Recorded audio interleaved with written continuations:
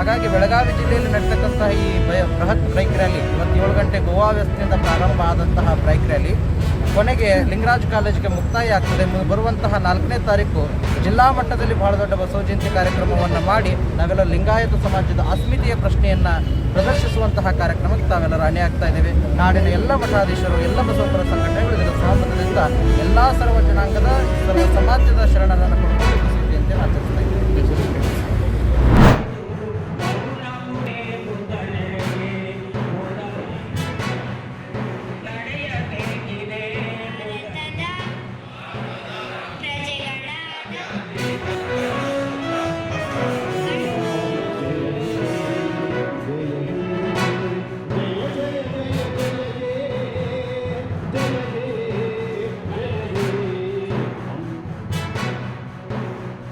ಒಂದು ಜಾತಿನ ಇಟ್ಕೊಂಡು ಇರ್ತಕ್ಕಂಥ ಧರ್ಮ ಅಲ್ಲ ಇದು. ಎಲ್ಲ ಈ ನಾಡಿನ ಯಾರು ಬೇಕಾದ್ರೂ ಇದನ್ನು ಸ್ವೀಕಾರ ಮಾಡಬಹುದು.